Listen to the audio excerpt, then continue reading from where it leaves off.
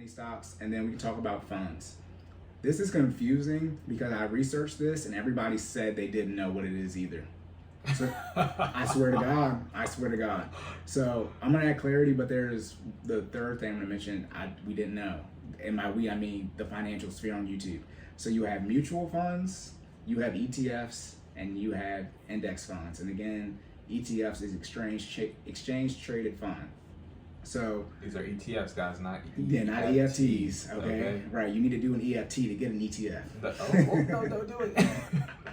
Right. Okay. So the easiest way to look at it is single stocks and funds. That's the easiest way to separate your brain with it. Okay. So for funds, they are made up of multiple single stocks. Okay. There is no like quote unquote fund.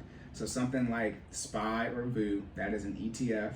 Here we go, index fund that mirrors the S&P 500 index, which are the top 500 companies in the United States. So that particular ETF, let's say VU, is going to have 500 single stocks in it. And then inside of that, the person who picks these stocks, it can be active or passively managed, they are going to have a certain percentage weight of those particular stocks. So like I mentioned with Amazon for fractional share investing, Amazon is $3,000. You can spend $600 to get 20%, right, or 1/5 a fraction of Amazon.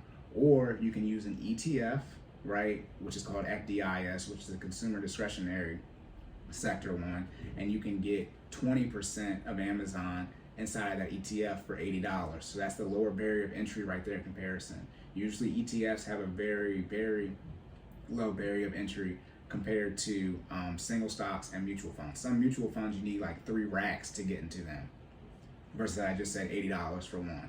And then so like VU and SPY, I think like I said, they're around the $400 mark, but there are plenty of sector ETFs that are only under $100 that you can get into right away. Okay, then there are mutual funds.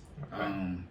Mutual funds, they have, in comparison to ETFs, they have higher fees, right? They usually have 12B1 fee, 12B fees, 12B1 is something, I forget, it's 12B fees or something like that, because now my brain is thinking about some vitamin or some crap. Anyway, mutual funds are usually actively managed, ETFs are usually passively managed. So actively managed means there's an actual human that is putting these stocks inside the particular fund, versus an ETF where there's more, obviously a human still doing it, but they just pick them and they just let it ride based off that particular index or sector that it's mirroring. So obviously you have higher fees, but higher fees that obviously comes with a higher chance to get a return on investment.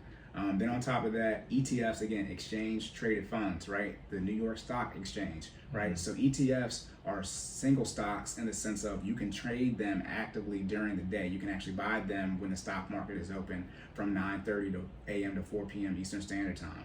But a mutual fund, you can only buy that when the stock market is closed.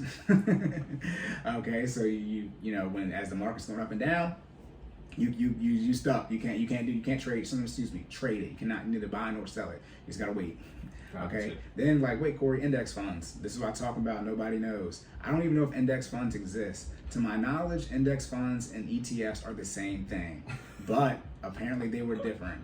Regardless, there are funds and then there are single stocks. I really do mean this. I watched multiple videos trying to find the difference between these three, and I did not get an answer. So that's not my fault. Ask your investment professional. What do we tell you? Invest in what you know. So if you don't know, you don't know. Right, yeah. So don't put no money in there. Okay, and then let's talk about, what single stocks should I invest in if you're going to do single stocks? Right, remember, this is discretionary income after you're doing, your 15% for your retirement. Well, buy the single stocks that are inside the funds that you are purchasing inside your 401k. And a 401k, you can only buy funds. I'm not aware of anyone. You can obviously have ESOs, employee stock options, where you work for Apple and they give you Apple stock, but that you can invest into it inside the 401k. But look at your 401k, see what stocks you're invested into, and then buy those single stocks. That's it. For most of you starting out, get you the blue chip companies inside S&P 500. That's the best ones. I'm saying best ones, but those are more stable ones. You got you have growth, then you have blended, and then you have value stocks. So growth ones are more stable, something like Apple, where it's going to slow growth, but it's more stable, versus value. The stocks, I think they may be undervalued, but they have room to grow. quote unquote. But you want to look at some large blue chip companies, the Microsofts, the Apples, not Amazon. You can do fractional share investing, but Amazon's Amazon's $3,000 a share. Amazon has never done a stock split, right? And they're at a little over $3,000 a share. Apple has done, I think, 6 stock splits. They've done a 4 to 1, 7 to 1, and 3 2 to 1s or something, and it might be one extra one. If Apple never did a stock split, they'd be worth over $30,000. You have to pay $30,000 to get one share. By the way, the Dow Jones, like Apple would be worth the Dow Jones. So are people listening? What's a stock split? Stock split. I know we know what it is. But yeah. This is why a stock split is when a stock split. This is what I was talking about, the barrier entry and the threshold you all want to reach. It's not that complicated. A stock split is when the stock splits. So if you own 10 shares and they do a 2 to 1 split, you will now divide. You have 10 divided by 2, so you will now have 5. You have 20 shares. It doubles for you. It multiplies for you. So you own more shares, but the value of the share goes down, but you don't lose any money. But This is great because now you can buy more. Say the stock is worth $100, that's what divides. So the stock's worth $100. They do a 2 to 1 split. The stock is now worth $50. Right, but you have twice as many shares. Yeah, but now you have twice as many shares, so the math's even. Yeah, that's what I was talking about, the dividing part of it. Yep, and that's what I'm waiting. I don't know when Amazon was doing the stock split, but oh my God, it probably crashed the market as far as like people trying to do stuff like because I calculated that Apple one, I was like, that 4 to 1 was the last one. Yeah, they're at $140, and that the splits they add up from multiplication standpoint to like 200 and something, and it's 200 times 100, that's 20,000. I was like, oh my goodness. So yeah, stock splits. That's when the company splits the stock. So how many stocks you have, yours gets multiplied by what they split it by, and then the stock price will get divided by that much. There's also, without getting too complicated, there's also a reverse split, right? So when a company is doing bad, they can also they'll buy back the shares. Yeah, they'll buy back the shares. They can buy back shares without doing the reverse stock split, but yeah. Oh, okay. Yeah, I mean, they can buy back. I mean, a company can buy shares. So you know what I mean? I got you. Yeah. That's talking about the threshold. Don't worry about that. Right. Don't worry about that. Don't worry about stock splits. I just said that as a little nugget.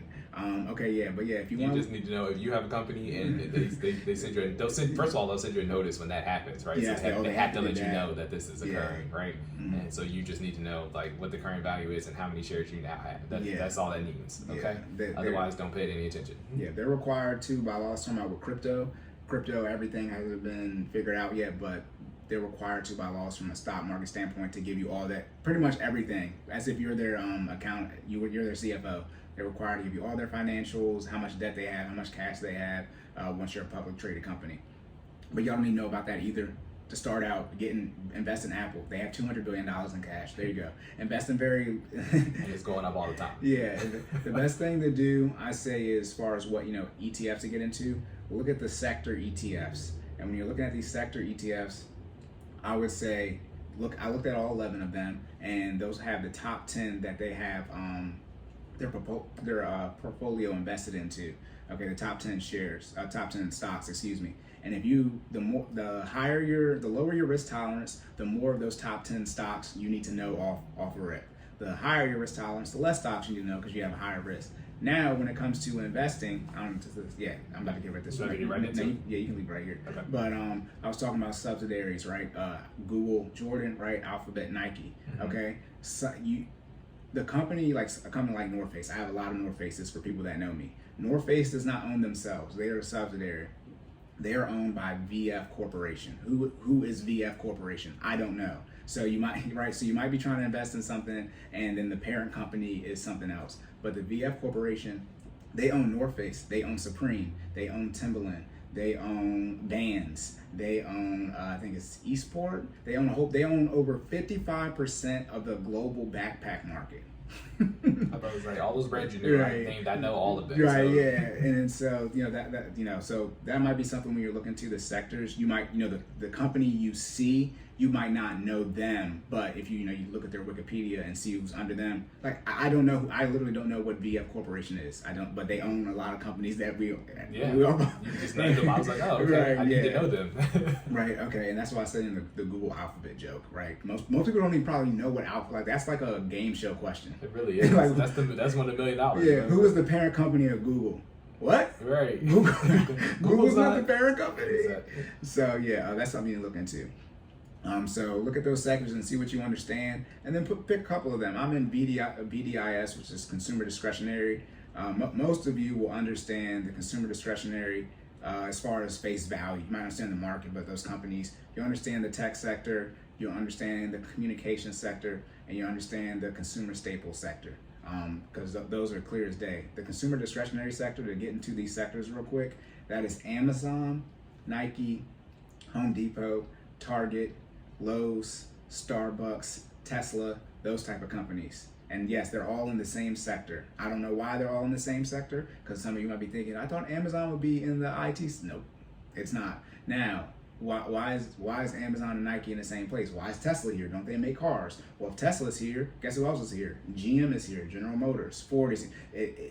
I don't know. Remember I was talking about clothes, right? VF Corporation. They're in this sector too, right? Nike, they sell clothes. Under Armour's here, okay? Polo is here. I don't know why they put it, but this is the sector, okay? So, a lot of you will probably recognize that sector. And again, consumer discretionary, that's what we consume at our discretion. A lot of stuff you're buying. Now, a lot of you may be thinking, isn't Amazon and Target's biggest competitor Walmart? Yes. Guess where Walmart's at? The consumer staple sector with Coca-Cola and Pepsi. Look, again, Costco. I don't make these sectors. I don't put them where they're at. But when you do, this is when y'all want the information. Y'all want to get this investing. This that tip of the iceberg threshold. Y'all don't even know. Y'all wouldn't even be able to realize what companies are in what sector. There are companies that are major competitors with each other that aren't even in the same sector. So technically, they're not competitors from that standpoint. Now, Amazon. Wait, don't they got beef with Apple and Microsoft? Right. Yeah. So Apple, Microsoft, obviously that's in the IT sector. Right. Nvidia.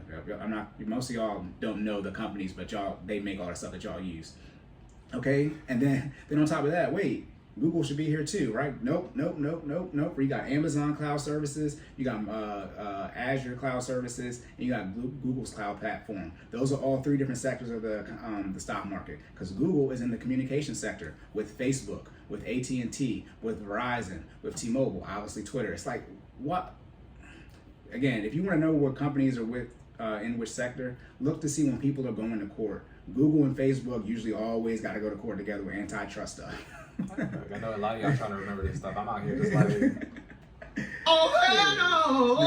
Jordan's saying this because none of this stuff is on the notes. It's not at all. I'm like spinning. I'm like, are you in the same screen? Okay. That's why I told you to stop. Okay.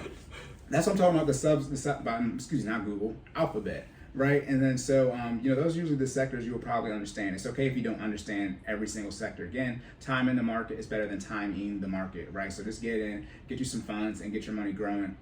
Again, this is after your 15%, so this is just crazy whipped cream. If you're like me, you don't know all the stuff in all the sectors. You have to hire me. Yeah. Get you a Cory, give him money. Okay. Yes. In the meantime, you can always look at what you use on a day-to-day basis, absolutely. right? Yeah. Okay. Did you read it? Did you read it? I didn't read it. Go ahead. Okay. Let's say synergy. My bad. I was just thinking out loud. I was like, yeah. So you want to invest in things you know. All right. That's the easiest thing to do. Right. So I'm gonna turn it back over to Cory so he can go into the depth. Hey, the synergy. I mean, we're episode 13 now. Hey, I was just about to say that.